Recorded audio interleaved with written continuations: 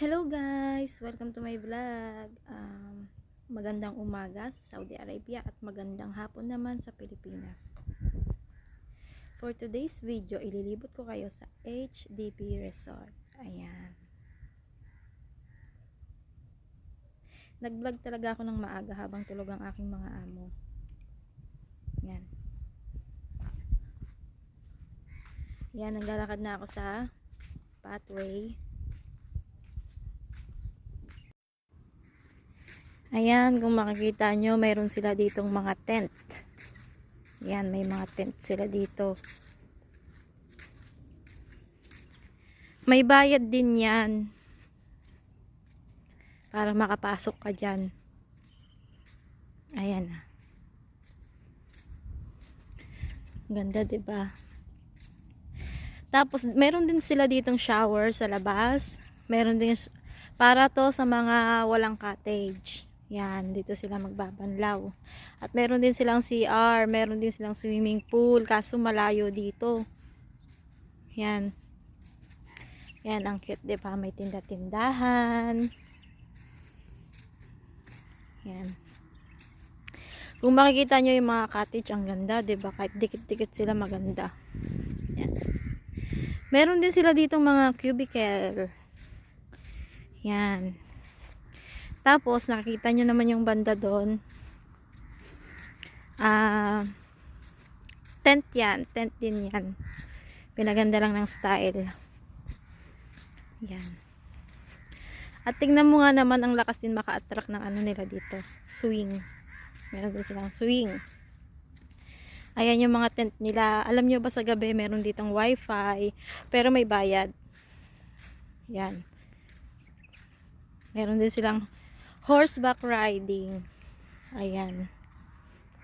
Makikita nyo, ang ganda.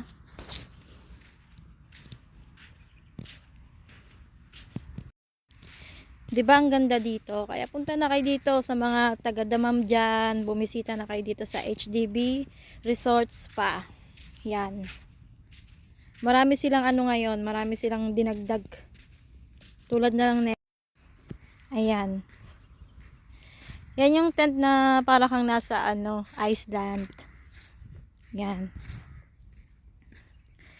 At ito naman, sa gabi, binubuksan yan. Binubuksan nila yan. Parang ano, parang nanonood ka ng concert ba. Yan, ang ganda oh.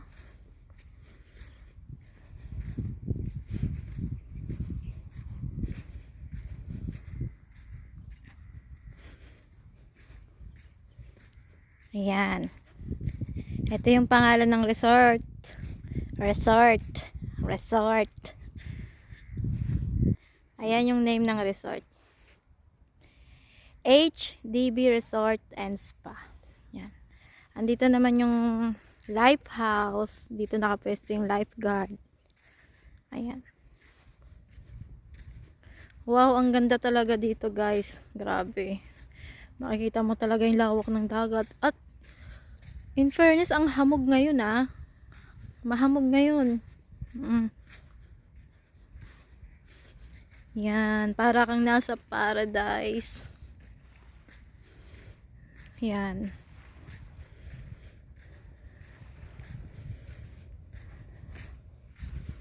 At may pathway din dito, ang galing.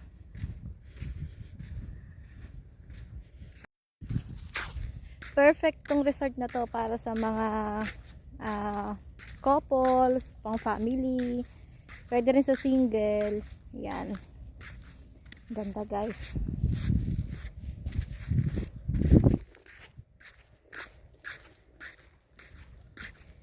Yan. Kung gusto mo mangisda, pwede dito kasi ayan, may mga mapapwestuhan ka, bato-bato. Ayan, ang ganda talaga guys. Grabe. Sarap dito. Yan. Kita nyo, ang lawak ng dagat, 'di ba? As in, halos hindi ko na nga makita yung nandun eh. Kasi ang kapal ng hamog. Makapal yung hamog. Ayan oh.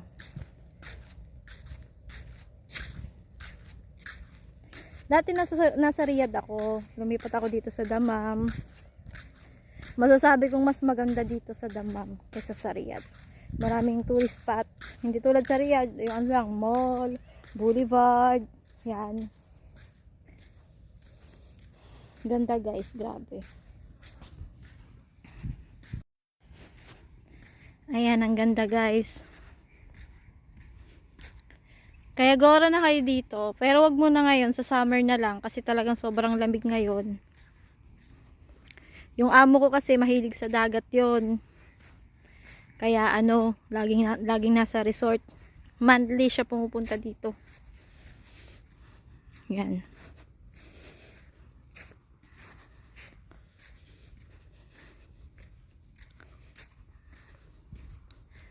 Ang sarap talaga dito guys.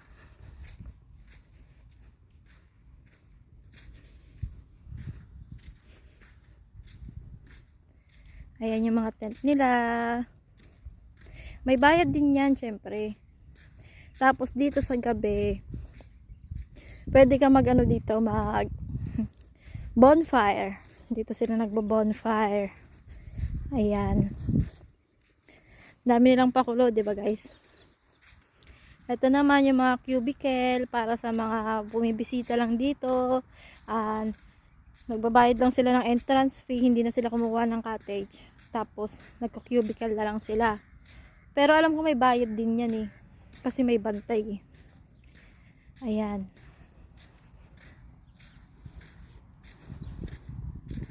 Ayan, ganda-ganda dito, 'di ba?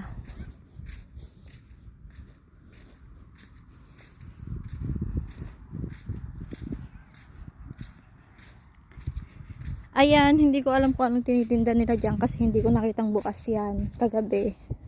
Sa gabi kasi sila madalas magbukas. At ito naman, ang tinda dito ay yung mga gawa Arabic, tea, yan yung mga tinda nila dyan. Yan. Marami nga palang kalapati dito sa Saudi Arabia kasi inaalagaan nila yan, hindi nila yan pinapatay o hindi nila kinakain yan dito. Yan, ang ganda oh. Yan. Meron naman ditong minibar. Ayan yung minibar nila. Yan. Tsaka nga pala guys, bawat kanto may mga shower. Ayan oh. May shower sa labas. Ayan. Ito nga pala yung minibar nila sa gabi. Ang tinda lang nila dito ay mojito. May mga ano rin, may mga tea.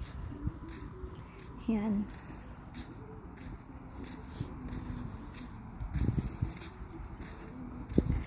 Ang kalmado ng dagat guys, parang ako lang. Char.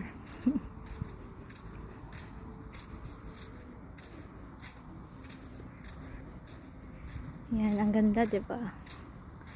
Ayan, dito rin nakapwesto yung lifeguard. Alam nyo na nga ba kasi may malunod.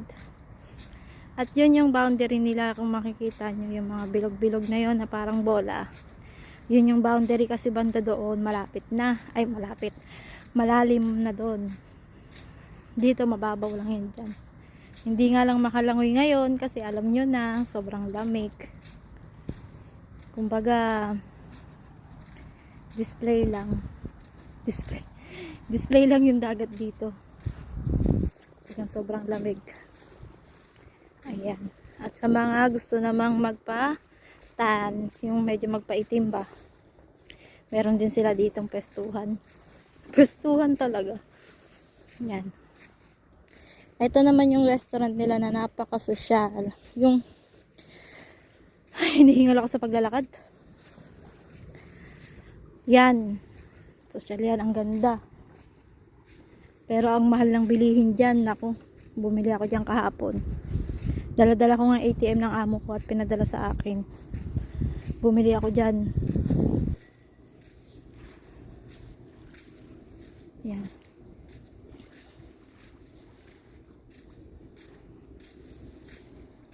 Ang ganda ng dagat guys, no? Yan guys. Habang sa aking paglalakad dito kagabi, nakita ko tong tatlong camel na to. Ayan.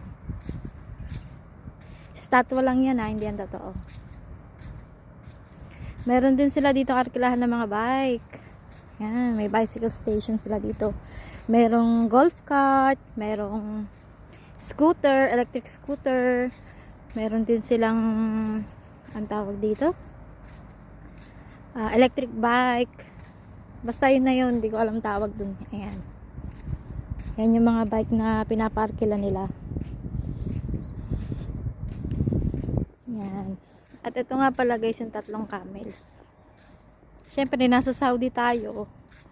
Hindi mawawala yung tatlong camel na yan.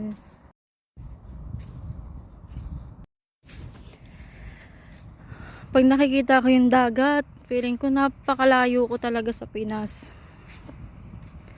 Kasi halos hindi ko matanaw yung dulo. As in, malayo naman talaga kasi sasakay ka pa ng aeroplano. Diba? Meron din sila ditong restaurant na pang private siya. Para lang siya sa para lang siya sa okasyon. Kumbaga parang venue lang. Ganon. Inaarkila lang nila dyan. Yan. May pa-catering. Ganon. Yan. Diba? Ang syala ng resort na to. Yan. Tara guys, puntahan natin yung jet ski. Yan. Punta tayo sa jet ski. Pero hindi tayo sasakaya kasi wala tayong pera. Wala akong pera pang bayad dyan. At bukod sa wala akong pera pang bayad dyan, hindi rin ako marunong. Yan. Yan, nililibot ko lang kayo sa HDB Resort. Yan, nakikita nyo yan. Lahat ng nakikita nyo, hindi akin yan.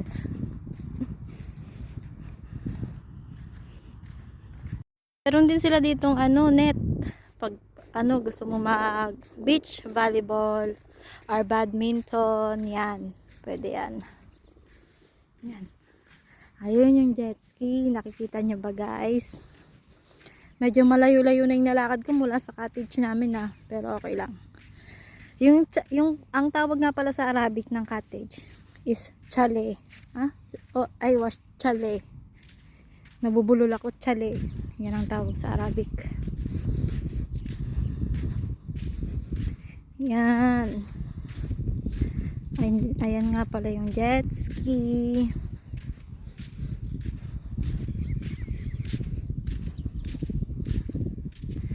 Yan.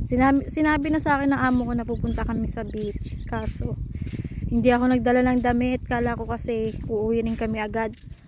Buti na lang may dala akong panty. Yan. Pero don't worry, hindi naman ako mabaho eh. Yan. Ayan guys, yung jet ski nila. Meron din silang boat nandun sa dulo. Hindi ko lang mapuntahan kasi may mga bantay eh. Yan. So ayan, nakita nyo na. Babalik na ako. Andun pa ang aming cottage. Napakalayo. Ang taas na ng araw oh. Ayan. Na-tour ko na kayo sa resort. Kaya thank you. Thank you for watching. Ayan. Ganito yung buhangin nila dito.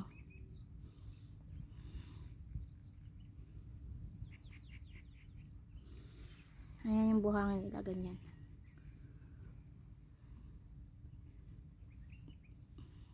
Diba? Kung sa Pilipinas may white sand, dito naman white sand din siya pero parang yellowish. Yung ganun. Parang yellow. Yan. Gusto ko pa sana kayong ilibot dito sa may sa may horse field. Kaso malayo. Kailangan ng golf cart. Pati sa swimming pool, malayo din. Kailangan ng golf cart. Alam mo naman, pag OFW matipid. Kailangan magtipid para sa pamilya at para pag umuwi o magbakasyon ng Pilipinas. May konting dala tayo, 'di ba? Hindi naman tayo mukhang kawawa lang pag uuwi. Ayan.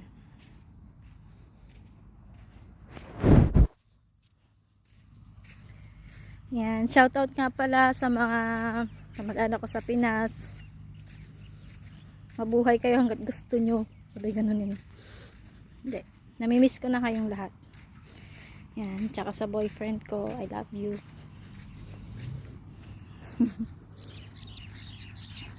Hindi talaga ako sanay ng may shades, pero try lang. Wala namang mawawala.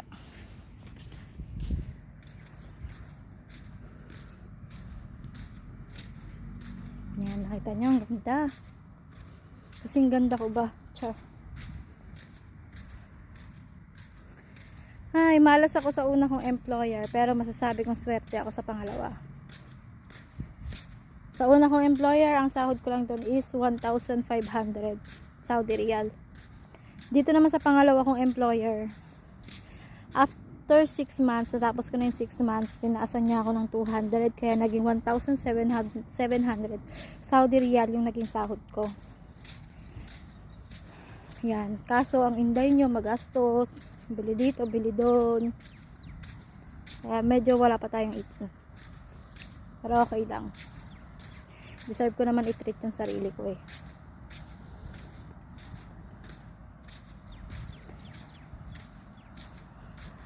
Ayan nga, pabalik na ako sa cottage namin. At ang taas ng araw talagang init.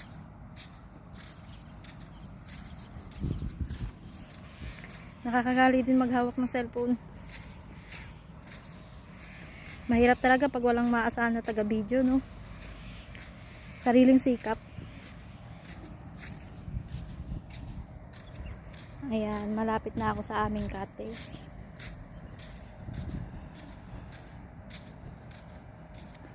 Ang tahimik ng dagat, grabe.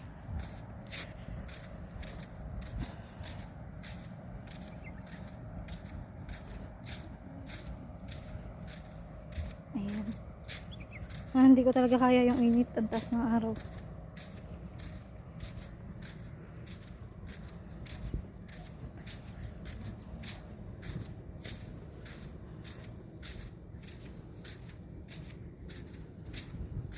Ayan. Para ka lang nasa Pilipinas eh, no? Pero ang totoo, nasa Saudi ka talaga.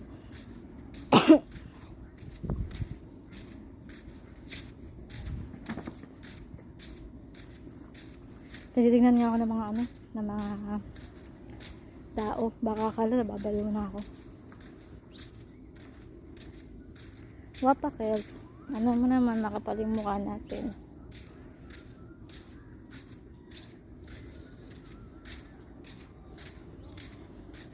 Ang init, nag-jacket pa ako.